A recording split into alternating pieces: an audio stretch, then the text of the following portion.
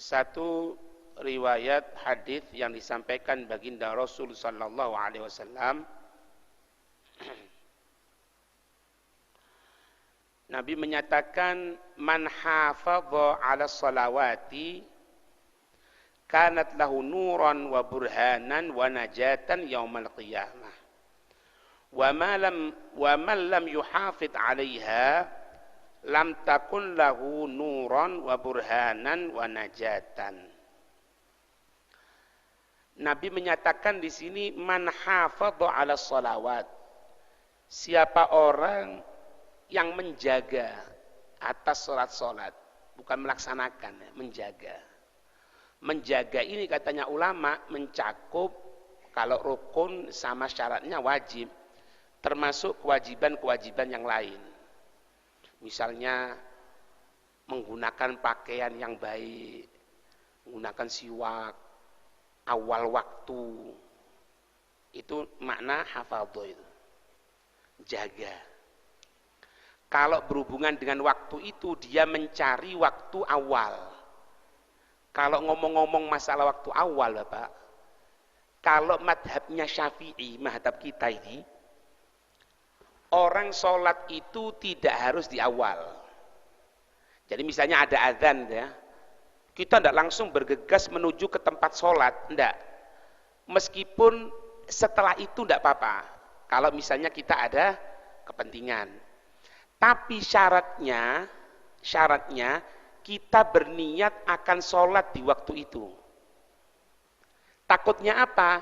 Takutnya umur kita tidak nututi. Karena kalau sampai masuk waktu sholat, kita dengar ada panggilan azan, kita tidak berniat untuk melaksanakan sholat di waktu itu. Kemudian ada kesempatan waktu untuk melaksanakan sholat, misal 10 menit. Setelah itu orang tadi itu meninggal misalnya, maka dia terhitung orang yang meninggalkan sholat, karena 10 menit mungkin sholat. Nah itu kalau kita ngelihat madhabnya Syafi'i. Tapi kalau dia tadi itu ingin mendapatkan keutamaan, sholat di awal waktu. Jadi azan, Allahu Akbar, Allahu Akbar, itu langsung bergegas. Karena nanti orang masuk surga kan macam-macam. Ada dia yang wajahnya terang benderang seperti matahari, terang sekali. Siapa mereka? Mereka ini kalau sebelum masuk waktu azan, belum masuk waktu sholat, dia sudah di masjid. Hebat ini. Subuh jam berapa sekarang? 3:30 lebih 10-an. Jam 3:30 sudah standby di masjid. Ini kalau rutin seperti ini, meninggal nanti dari kiamat wajahnya terang seperti matahari. Kelompok yang kedua, seperti bulan purnama. Apa itu? Tidak dikumandangkan azan kecuali dia sudah berada di masjid. Jadi pas bergegas gitu, baru masuk masjid, Allahu Akbar, Allahu Akbar. Ini kalau rutin seperti ini, nanti di hari kiamat wajahnya terang, cuma agak berkurang. Seperti apa? Seperti bulan purnama. Kok tadi matahari, bulan purnama. Ada juga yang dia datang ke masjid setelah selesainya adzan dan siap sholat. Ini kelompok di kita orangnya. Kelompok siji, kelompok loro, apa ndak kelompok iblis ini. Wallahu a'lam. Sudah adzan qomat, Allahu Akbar, Allahu Akbar, la ilaha illallah, syahadu anna rasulullah, Allahu Akbar, dia jalan masuk. Ini kalau istiqomah kalau ini, nanti di hari kiamat terang, cuma terangnya seperti bintang.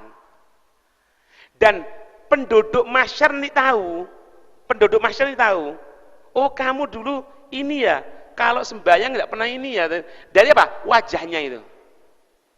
Nah, kalau madhab Syafi'i nggak wajib Pak, cepat-cepat. Tapi sunnahnya cepat-cepat. Ada yang nggak sunnah cepat-cepat. Apa itu? Subuh. Ditunggu beberapa saat sedikit. Nggak tahu 10 menit, nggak tahu 15 menit dari azan. Iki repot ngamalno ya mana? Biasa mari adzan langsung komat mau sembahyang biasanya. Padahal itu waktu ketika pergantian malaikat. Malaikat itu gantinya dua, Pak. Malaikat gantinya dua. Kapan itu? Menjelang maghrib, menuju maghrib. Makanya kita disunahkan untuk ingat sama Allah ketika itu. Kenapa? Malaikat pagi naik ke atas, malaikat malam turun. Lah, waktu pergantian ini kosong kita orang, tidak ada yang jaga. Kosong. Subuh pun sama seperti itu. Ketika adzan subuh, malaikat malam yang jaga itu naik. Malaikat yang si pagi turun. Kita orang ketika pergantian malaikat itu kosong. Makanya kita baca wirid. Jangan sampai kosong dari wirid. Kenapa? Waktu itu waktu masuknya sihir. Anda ini namanya. Tadi tidak ono sihir bisa ngerasawan ini udah ono, Pak. Sihir itu maksudnya dua. Waktu menjelang maghrib dan waktu menjelang subuh. Kenapa? Karena waktu itu malaikat ganti sip. Kita orang kosong. Orang-orang dulu lihatin, kalau waktu menjelang maghrib, anaknya dipanggil.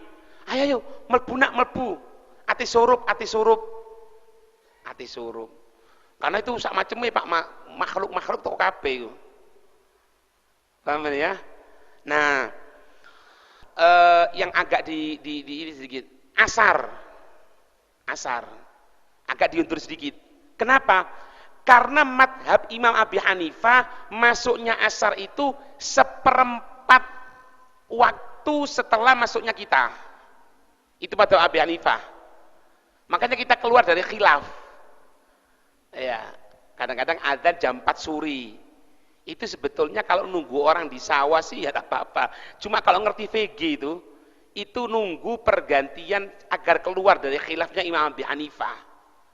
Nah, itu.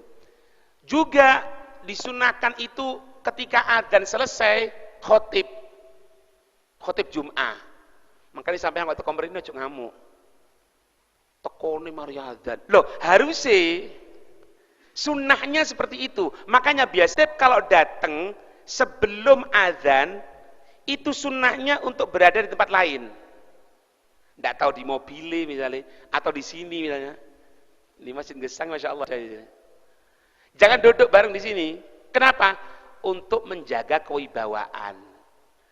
Cuma lek aku wedi kadang-kadang lek wis teko durung adzan, lek di motor dipikir aku ndak teko kok. Makanya kadang-kadang mudun dhisik. Kayak mangisin di sini tak anteni. Tiba wis mari. Hampir was sedikit ya. Hampir nyaris. Ternyata tertulis kongkon khutbah di Gesang dina ini ya. Hampir kan ya? Ya. Anak tadi nunggu, Pak. Nggak soalnya ayo mulai, sudah Bib ngeledek. Ya, jadi ada beberapa waktu memang sunnah untuk mengakhirkan waktu itu ya. Nah, di sini Nabi mengatakan apa? Man hafadho, siapa orang yang bisa menjaga untuk sholatnya, maka sholat itu akan menjadi bukti yang baik. Nah, ini yang pertama apa? Nuron, akan jadi cahaya. Jangan khawatir, kuburan gelap, sembahyang sempurna kuburan kita orang insya Allah terang. Karena sholat itu nur cahaya, akan menjadi yang kedua apa? Burhan, bukti kebaikan, sehingga kita punya tiket untuk mendapatkan rahmat Allah. Burhan, bukti. Kemudian wanajatan yaumal qiyamah. Wanajat al-qiyamah, keselamatan ketika hari kiamat. Iya, itu. Nah, hari kiamat itu apa, Beb? Hari kiamat itu digulungnya bumi. Iya, itu kalau kiamat besar. Kiamat kecil ada. Apa itu? Kematian. Karena ketika akan kematian orang itu betul-betul setan berusaha supaya dia kufur sama Allah. Supaya dia ingkar sama Allah. Kalau sholatnya dijaga, jangan khawatir. Aman. Keamanan, keselamatan, keberuntungan di hari kiamat. Tapi katanya Nabi, wa man lam yuhafid 'alaiha, tapi siapa yang tidak bisa jaga sholat, kadang enggak, kadang-kadang sholat, tapi sering kodok terus. Ya. Pak, kodok itu menurut Imam Syafi'i, menurut madzhab Imam Syafi'i, lek kodok karena ketiduran, itu ndak popo, ndak dosa, cuma kodok kan. Tapi lek bedino kodok, iku tuh ketiduran, iku pendino telat tok. Nah, ya iki apa iki? Nah, kalau telat itu sekali dua kali ya. Lek bendino telat tok, ya dudu telat iki jenenge. Apalagi main delok bal-balan. Maroko karo Prancis kalah maning. Iya, seneng sampean nggih. Iya. Aku kodok rek ketiduran. Apa pas delok bal-balan adzan subuh keturun aku. Jane malaikat kurang ajar kon iki. Iya. Nah, siapa orang yang tidak bisa jaga, lam takun lahu nur. Jangan harap tidak ada untuknya cahaya gelap, Pak.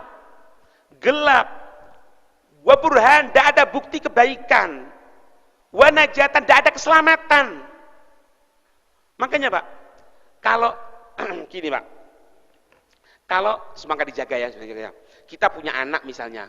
Anak-anak ini nakal, Beb, gini, Beb. Pokoknya kalau masih sholat, bisa diharapkan baiknya. Kalau masih sholat ya.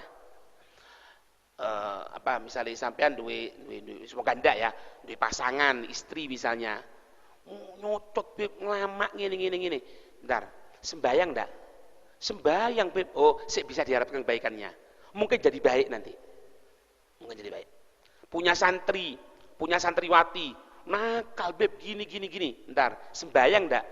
Sembayang, masih bisa diharapkan. Tapi kalau sudah tidak sholat, sudah tidak bisa diharapkan sama sekali. Jangan harapkan kebaikannya sudah. Anak seperti itu, pasangan seperti itu, santri sampai seperti itu tidak bisa diharapkan kebaikannya. Karena dalil dari Nabi, tidak bisa jadi cahaya, tidak bisa jadi bukti kebaikan, tidak bisa menjadi keselamatan di akhirat kelak. Ketika meninggal, tidak bisa jadi. Apalagi belum meninggal, tidak bisa apa-apa, Pak. Makanya saya katakan di sini, kalau masih ada orang nakal ya, tapi dia masih sholat, insya Allah masih bisa diharapkan kebaikannya.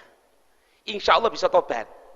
Tapi kalau sudah tidak sholat, meskipun ahli baca Quran, meskipun ahli ilmu agama, tapi tidak sholat atau sholat tidak karu-karuan, jangan diharapkan. Jangan diharapkan kebaikannya sudah. Gitu. Ya.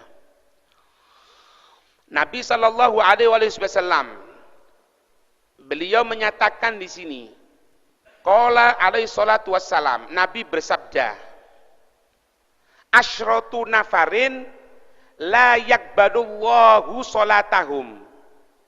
Ya. Nabi menyatakan ada 10 orang yang Allah tidak akan menerima sholatnya, tidak akan diterima. Meskipun sholat loh ya, tidak akan diterima sama Allah Subhanahu Wa Taala. 10 orang. Yang pertama apa? Yang pertama, rojulun sholla wahidan bi ghairi qiraatin. Orang yang sholat sendirian, yang dia tidak baca Fatihah. Karena Fatihah ini merupakan sesuatu yang penting. Nabi menyatakan, la sholata liman lam yakra' bi Fatihatil kitab. Tidak dikatakan sholat ketika orang tidak membaca Fatihah. Dia sholat sendiri, tapi tidak baca Fatihah, tolak, tidak bisa. Loh kalau sholat jamaah Habib, ya bisa kalau masbuk. Kalau dia masbuk. Masbuk itu siapa? Masbuk itu orang yang tidak nututi bacaan sholatnya imam. Ada orang ya, imam sholat gini, Allahu Akbar, waladdallin, amin. Ada orang masuk, belak. Ini masbuk. Dia wajib baca Fatihah, langsung baca Fatihah ya, langsung baca Fatihah. Baca Fatihah. Makmum, imam baca apa? Baca surat kan? Tengah baca surat Fatihah, si makmumnya ini tengah baca surat Fatihah, sampai Maliki Yaumiddin. Imam rukuk, Allahu Akbar. Maka ketika itu si makmum tidak perlu melanjutkan Fatihah, langsung ikut rukuk sama imam. Kenapa? Karena dia masbuk. Banyak kesalahan. Dianggap masbuk itu ketika imam rukuk. Enggak. Ketika imam selesai baca Fatihah. Ketika imam selesai baca Fatihah. Makanya itu bisa diketahui kalau sholat yang dikeraskan. Sholat maghrib, sholat isya, sholat subuh. Kalau sholat duhur, ya lanjut no, mau cowok. Mau sok weru sampean. Kecuali buanter mau ya. Paham ya? Satu, orang yang sholat sendirian, tapi dia tidak baca Fatihah. Makanya penting Pak, penting datang kepada orang alim, orang yang ngerti, datang ngomong, ya apa, kiai, ustadz, habib, anak ini mau disemakkan baca Fatihahnya, tidak apa-apa, datang. Bismillahirrahmanirrahim. Alhamdulillahirabbil alamin. Baca depannya dia. Asalkan ngerti ya orang alim ya. Nanti kalau sudah tidak ada teguran berarti benar bacaan Fatihah kita orang. Lah ini tegur sok ngambul. Mulai biyen koyo ngene kok ana sudah ngerti. Lho ya opo sih kon iki. Ini untuk ngetesken Fatihah. Karena Fatihah sesuatu yang penting. Ojo sampai maca Fatihah ngene, Pak. Bismillahirrahmanirrahim. Alhamdulillahirabbil ngalamin. Ngalamin. Ya apa ngalamin? Ono ngalamin. Iku dibahas para ulama itu. Lek memang ilate, Pak, ilatnya lidahnya ndak bisa ngomong kecuali ngalamin tok. Wis diajari alamin ndak iso, sik ngalamin tok. Ya sudah mau ya apa lagi? Dimaafno, diudzurno. Itu. Kemudian yang kedua, warajulun yusolli. Warajulun yusolli wala yuaddi zakatahu. Orang yang sholat tapi tidak bayar zakatnya. Sholat iya, tapi zakat enggak. Ya. Hati-hati loh ya. Tidak bayar zakat itu maknanya dua. Bisa murni tidak bayar, bisa yang katanya bayar tidak sesuai. Apa contoh nih? Oke. Kalau bayar tapi tidak sesuai kuake. Biasanya lek wong duwe tuku ndak tahu kapan bukae zakat pas Ramadan. Ngetoro duit. Itu belum tentu sebagai zakat. Ya nanti kalau dikatakan zakat dipercepat sih, ya ada pembahasan dari fikih itu. Atau misalnya zakat sawai kemudian diberikan sarung, kopiah, diberikan ke orang yang menerima zakat. Itu tidak boleh menurut Syafi'i. Harus diganti dengan beras tadi itu, kecuali orang yang akan terima itu mau, ridho. Ini yang nakutkan, Mbak. Kadang-kadang ada orang itu ibadah dia anggap benar tapi tidak benar. Di dalam pandangan Allah, dia itu terhitung tidak melaksanakan. Ini katanya Nabi, rajulun yusolli wala yuaddi zakatahu. Ya, seseorang itu sholat tapi tidak bayar zakatnya. Kalau zakat fitrah tahu Pak ya, zakat fitrah itu mulai wajibnya mulai awal Ramadan. Waktu wajibnya, waktu apa boleh? Waktu jawaz. Mulai awal Ramadan menggunakan zakat boleh. Zakat fitrah namanya. Kalau masuk di wajibnya kapan? Maghrib, malam takbiran sampai imam selesai sholat Idul Fitri. Itu waktu wajib untuk mengeluarkan zakat fitrah. Dan zakat fitrah tidak boleh diganti dengan uang. Tak kayak duit ini, tak boleh. Ojo lintas madhab sampean. Lek lintas madhab ono memang ada lintas madhab. Cuma madhab Syafi'i tidak boleh. Kalau zakat yang namanya zakat harta itu cuma 6. Binatang ternak masuknya 3. Kambing, sapi, onta. Itu. Binatang ternak. Kemudian apa? Emas dan perak. Emas dan perak. Emas itu kalau nyimpen 86 gram atau nyimpen uang seharga emas 86 gram itu wajib zakat. Duit tabungan 200 juta sampai 1 tahun wajib zakat itu. Wajib zakat. Kemudian apa? Barang tambang berupa emas dan perak, barang temuan berupa emas dan perak. buah-buahan, biji-bijian. Buah-buahan cuma 2, anggur sama korma, lainnya ndak. Biji-bijian yo termasuk beras, jagung, itu, gandum. Kemudian apa? Harta-harta perdagangan. Harta perdagangan. Harta perdagangan itu apa? Aku kulaan tak dol. Kulaan didol. Sengon beb, kena zakat? Ndak. Tapi kalau dia jual beli sengon kena. Paham ya? Zakat profesi beb, ndak ono zakat profesi ku. Ya. Masih meskipun sehari oleh duit sak-M misalnya. Kalau dokter kan ngono, Pak. Omahan dokter spesialis. Berapa? 100. Wong situ. Lek sedino di malam itu tok 30 orang. Ketok moto 3 juta sewengi.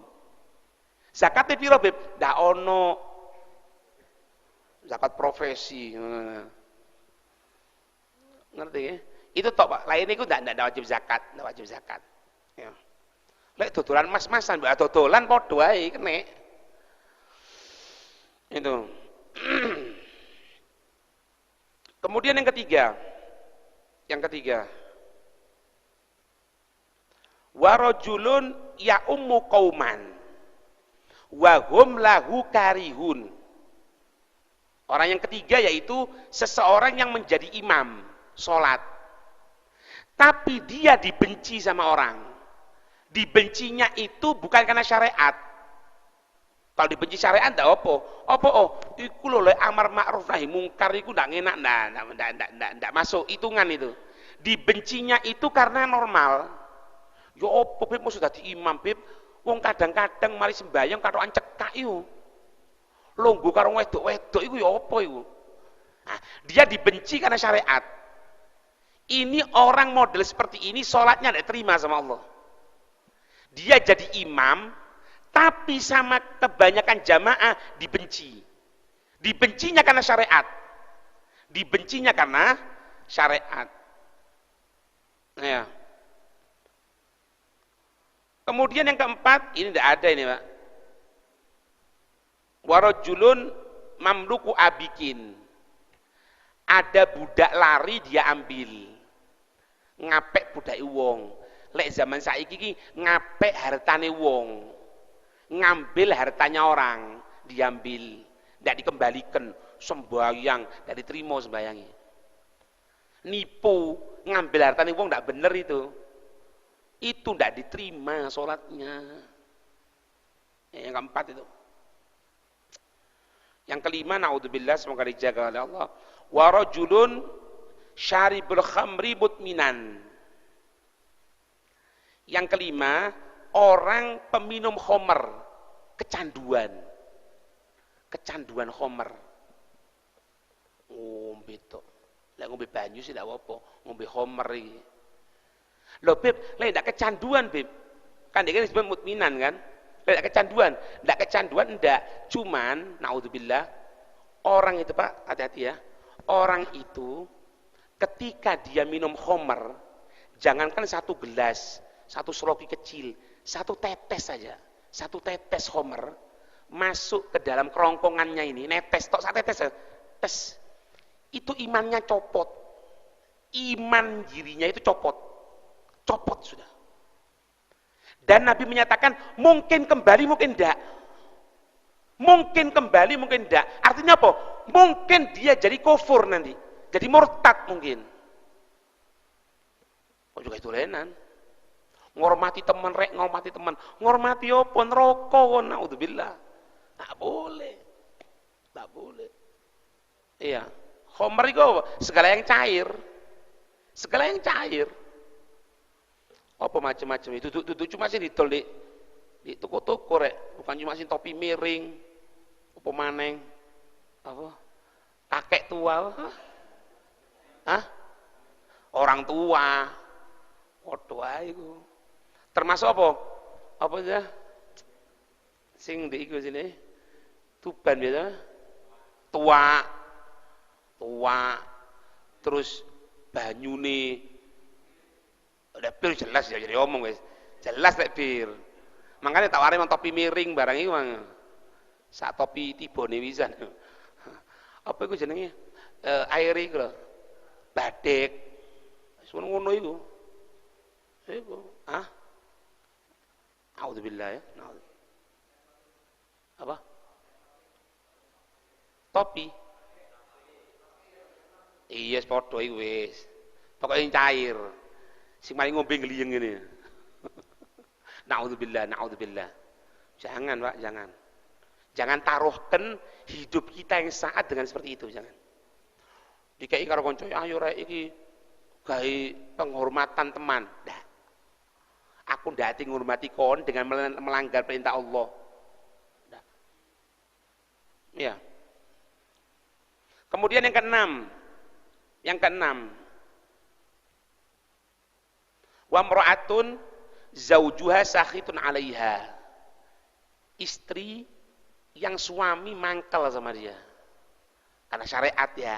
Makanya Pak gini Pak, kita orang ini kan punya hak seperti ini. Ojo dididik kita orang ngamuk karo bojone. Oh nek ngono aku ndak rido, Dik. Ojo saken rek. Karena lek kita orang ngomong ndak rido, saken. Dia sholatnya ndak diterima, ibadahnya ndak diterima sama Allah. Ya tapi sampai ojo ngawur. Pokoknya Dik saiki kita orang ndelok karnaval. Lek ndak kon copet kudumu aku ndak rido. Ya iki sing lanange gendeng iki. Lah ngono. Syariat. Kan kadang-kadang ono Pak nggih, jenenge wong wedok nggih. Engko kita orang mlebu moro mecucu ngamuk ya kan. Wis gendeng wis kurang lebih. Lek ketok bojone sampean mencucu sampean ngomong, "Ya Allah, Dik, sampean lek mencucu tambah ketok ayu, Dik." Ojo ngomong, "Aku ndak rido mbek kon." Jangan, Pak, seakan. Meskipun kita punya hak itu, jangan. Kesian dia. Sayyidina Umar itu pernah, Pak. Pernah zamannya beliau ada orang datang gara-gara mau ngeluh sama Sayyidina Umar. Gara-gara apa? Bojone nyocot terus. Mau datang ke Sayyidina Umar. Datang ke sana diketuk sama Sayyidina Umar. Oh iya ya, duduk katanya Sayyidina Umar. Sebentar ya. Sayyidina Umar masuk ke dalam. Ternyata Sayyidina Umar masuk ke dalam iki diseneni bojone. Bojone Sayyidina Umar pas ngamuk-ngamuk. Si tamu ning ngrungokno, "Deh, ngledek ae. Aku ati nyampaikan keadaan bojoku, ternyata Sayyidina Umar kayak ngono." Ya percuma, keluar dia. Sayyidina Umar selesai keluar dicari, "Loh, mana kok enggak ada?" Dikejar tadi itu ditanya, "Loh kenapa?" Katanya, "Wes Sayyidina Umar, percuma aja." "Loh kenapa?" "Aku datang kepadamu ini mau ngeluh keadaan istriku yang nyocot. Ternyata istrimu juga sama kayak bojoku." Kata Sayyidina Umar, perhatikan Pak, inti sabar sama dia. Karena yang nyuci pakaiannya kita, yang nyediakan makan kita. Kalau kita orang datang syahwat, kita datang sama istri kita. Sian. Ojo dari dua kudik dari do, jangan. Itu yang ke-6. Yang ke-7. Wa imra'atun shalat bi ghairi khimarin. Orang perempuan yang sholat tanpa penutup, tanpa kerudung. Hati-hati ya. Yang namanya nutup aurat itu nutupi 2. Warna kulit dan warna tubuhnya. Kadang-kadang gini Pak, ada perempuan itu menggunakan mukena. Kemudian digunakan gini, karena mukenahnya tipis, sehingga di atas mukena itu ada gambaran warna hitam rambut, itu tidak sah. Kita orang sholat misalnya menggunakan sarungnya karena murah, terawang. Dan tidak dikenekno ketok kulite, itu tidak sah. Karena yang namanya nutup aurat itu nutupi warna kulit. Enggak ketok kan, Pak? Endi warna kulite? Ana. Lek tipis ketok rek mbok iki. Oh, ini ketok. Nah, ini. Iki di selang ini yang kelihatan. Itu bukan nutup aurat namanya. Itu. Kemudian yang ke-8, wal imamul jabirul jair. Seorang pemimpin yang dolim. Pemimpin yang tangan besi. Itu. Yang ke-9, warajulun aklur riba. Warajulun akal riba. makan riba. Mangan riba. Riba iku bank titil. Riba iku Beb, kredit di bank. Iku riba. Aku biasa lek ngomongin akeh tersinggung biasa ya. Ngajukan pinjaman ke bank. Berapa? 100 juta. Nanti bayarnya 110 riba. Orang seperti itu sholatnya tidak terima. Warojulun akala riba. Seseorang yang makan riba. Hati-hati, ya. Yang terakhir, warojulun la tanhahu sholatuhu an fahsya'i wal munkar. Orang yang sholat tapi tetap berbuat kemungkaran, kemaksiatan. Artinya apa? Sholatnya tidak ada faedah. Mari sembahyang selesai nyolong sandal. Mari sembahyang nggoroi wong. Mari sembahyang nipu. Mari sembahyang nyolong, mencuri. Ojo asem itu Masya Allah Beb, pencuri nih Beb. Apa? Lek ati nyolong sembahyang dhisik. Lho ya apa sih? Ati nyolong sembahyang dhisik iku ya apa? Jadi sholatnya itu tidak bisa mencegah dia dari perbuatan keji dan mungkar. Semoga dijaga oleh Allah. Itu 10 hal. Semoga sholat kita diterima oleh Allah. Amin ya rabbal alamin. Wallahu a'lam bissawab. Setengah jam cukup. Ada pertanyaan? Ya, silakan. Waalaikumsalam warahmatullahi wabarakatuh.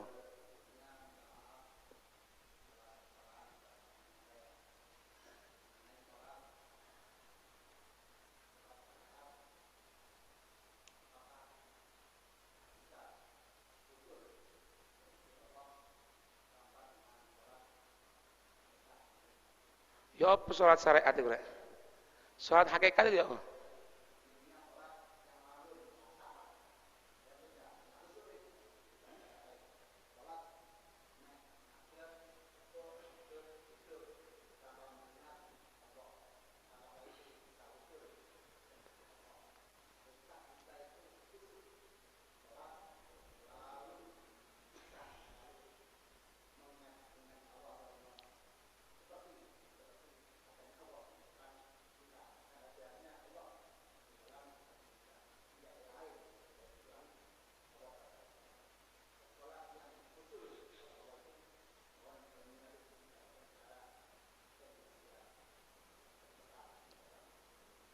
Ya. Assalamualaikum. Memang namanya sholat itu kalau Nabi menyatakan apa? Sholat itu bergantung bagaimana tingkat khusyuknya kita, kemanfaatan. Kalau saya punya usul gini, kita orang pertama kali pokoknya sembahyang dhisik. Sebab kalau mau khusyuk total mulai awal sampai akhir sulit. Itu tidak akan bisa kecuali wali Allah. Kadang-kadang kita masih angin-anginan. Allahu Akbar. Sudah wis khusyuk. Akhirnya udan. Waduh, memean rek. Itu lagi itu. Didik. Tidak apa-apa, balik maning. Ya tidak bisa. Kalau mulai awal sampai akhir suara rek. Nemen soroi. Ada satu pendapat Imam Syafi'i ya. Beliau itu mengatakan gini, itu ada di kitab Bushrul Karim. Jadi ada orang itu namanya hudur secara hakikat. Ya apa hudur secara hakikat itu? Mulai alifnya Allah sampai roknya akbar. Tadi Allahu Akbar. Padahal tidak boleh dipanjangkan melebihi 7 alif kan? Allahu Akbar. Antara itu tergambar semua rukuk, iktidal, sujud, duduk, sujud, rakaat pertama, rakaat kedua, rakaat ketiga, rakaat keempat. Antara itu pendapatnya Syafi'i itu. Ini namanya istidhar hakikat, menghadirkan secara hakikat. Dijawab karo ulama, ndak akan bisa seperti ini kecuali wali. Lah lek kula jenengan iki ya apa? Ya urfi. Gawe urfi, bagaimana urfi? Kebiasaan lah. Pokoke eling karo Allah. Allahu Akbar. Bismillahirrahmanirrahim. Alhamdulillah. Melek iki ngene. Loh, kecoa rek. Nah, mira. Ilang kan? Wong balik maning. Ruku. Sampai Allah hilang lagi, balik lagi. Tidak ada masalah. Nanti dari situ akan tergerak sendiri. Karena kalau mau belajar itu ilmu wali rek. Ilmu wali udah iso. Sulit sekali. Sampai koyo sing kena busur panah ditarik ketika sholat tak kroso, terus atapnya terbakar dia tidak kerasa ketika sholat, itu wali itu sudah. Nah lek kula jenengan iki waduh potongan-potongan kok ngene rek sembayang alhamdulillah ya kan. Iya sak apa-apa pokoke Allahu Akbar iling karo Allah. Ilang balik maning, ilang balik lagi gitu aja. Insyaallah gitu ya. Ada lagi? Sudah.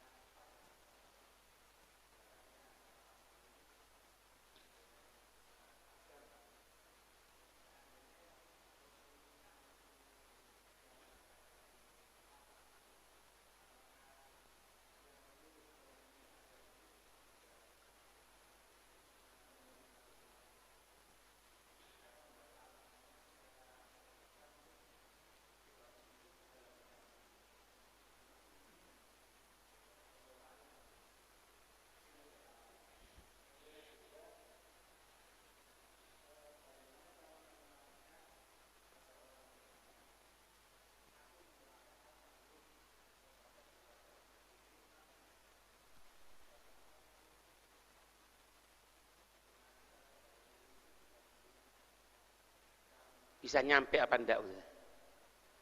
Dalilnya.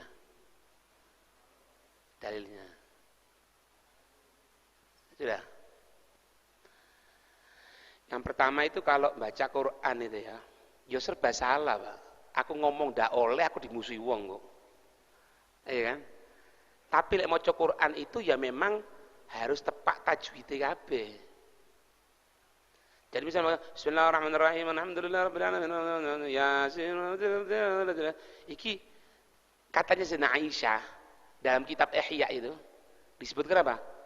Kalau ada orang itu baca Quran tapi tidak sesuai makhrajnya, tidak sesuai tajwidnya, katanya beliau ini dikatakan orang baca Quran tidak masuk, dikatakan orang diem ngomong. Ini ada di kitab Ihya ini, di kitab Rub'ul Ibadat tentang masalah bacaan Quran. Setelah Imam Ghazali bahas masalah haji dan umroh, ada di situ tentang masalah bacaan Quran. Jadi lek ono maca Quran iku ngene. Biasanya ngono lagu nih kan. Ini kalau versinya Sayyidina Aisyah, ibunya kita orang semuanya, ojo aku lek aku salah kok. Sayyidina Aisyah dikatakan baca Quran enggak masuk, dikatakan diem ngomong. Dadi apa Beb? Yombo apa iki ceritanya? Kalau saya bisa memberikan solusi gini, itu kan 30 juz. Caranya itu ketika acara dipanggil aja orang 30 yang pinter, kasih satu-satu yang bisa baca Quran. Atau kalau enggak Beb, 15 orang tapi yang pinter baca Qurannya, 2 orang, 2 juz. Jadi misalnya gini, tahlilane ba'dal isya, ba'dal maghrib ditekokno wong-wongnya. Wong 30 ta. Kasih satu. Enak. Nanti ketika tahlile yang juz 30, kalau pas sampai buat duha, suruh berhenti, jangan lanjutkan. Nanti dibaca bareng-bareng ketika acara tahlilnya ba'dal isya. Acaranya ba'dal maghrib, ya sore ini ceruan. Karena kalau memang ya apa Pak ya? Dikatakan ini repot sebenarnya. Apalagi kita orang misalnya Jumat Legi ya, seperti kemarin itu. Kan baca Quran itu kan, mulai awal sampai akhir. Ana juga tidak nututi Pak yo, kok hebat temen ya, 30 juz, kadang-kadang duhur selesai. Mulai ini jam 8 loh. Iki opo sih diwoco iki. Tapi wajib kita sampaikan. Ya. Gitu. Terus yang kedua, dalile kalau kita orang nyampaikan kepada mayit nyampe apa ndak, tak kasih dalil sholat jenazah ya. Sholat jenazah ya, usolli apa? Niatnya ya, usolli yang keras apa? Usolli ala hadal mayyit. Usolli ala hadal mayyit. Satu. Dua nih yang ketiga apa? Allahumma gfir lahu warhamhu wa'afi wa'fu anhu. Lek wedok, Allahumma gfir, ya Allah ampuni untuk dia. Kalau ndak nyampe, lho napa kita harus ngono? Gimana? Iku dalil paling kuat wis. Karena kalau dalilnya di hadis barang kok eker-ekeran wis. Wis bayangin jenazah lah. Loh itu kan ajaran Nabi. Lah makanya iku berarti Nabi ngajarkan kalau amalan itu bisa nyampe kepada orang meninggal. Wow. Paham ini? Ya itu. Doanya itu dengan salat jenazah itu dalil yang kuat bahwasanya nyampenya amal perbuatan. Lek sik ngotot kayak ngono. Nah, ngotot ya, ngotot. Dudu karo ilmu ngotot. Ngene wis kon mati yo dhisik. Engko tak kirimi. Nyampe apa ndak? Mari ngono kabaron aku nggo. Ya, gitu ya. Ada lagi?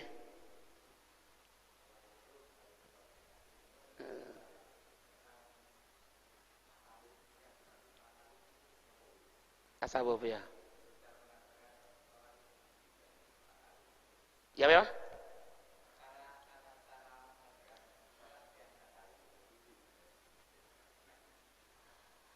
Dek kene iki wong makrifate dukur-dukur ya. Wong kene iki ya, mang mari takon mang sembayang hakikat jan. Aku bingung pisan. Saiki salat tasawuf. Gini, tasawuf itu ilmu yang berhubungan dengan bersihnya hati. Cara bersihnya hati tasawuf. Ojo iri, jangan dengki, jangan jangan suudon sama orang. Itu tasawuf. Sholat ilmu fikih lain. Mungkin kalau dimaksud sholat tasawuf itu gimana? Sholat yang sesuai rukun dan syaratnya, kemudian setelah itu tidak sombong.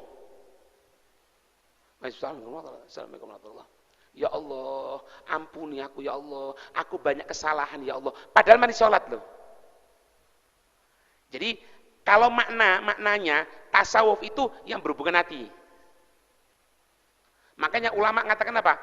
Kalau orang itu cuma mempelajari ilmu tasawuf tanpa ilmu fikih, maka dia akan jadi orang zindik. Apa zindik itu? Orang yang tidak punya prinsip, terombang-ambingkan, karena tidak punya koridor. Sebaliknya, orang yang hanya mempelajari ilmu fikih tanpa belajar tasawuf, jadi orang munafik nanti. Karena mempermainkan hukum nanti. Mempermainkan hukum tanpa ada perasaan takut sama Allah. Makanya kita orang kalau belajar dua, fikih dan tasawuf. Tasawuf dan fikih. Pengajian masukkan dua, ojo bersinyati tok.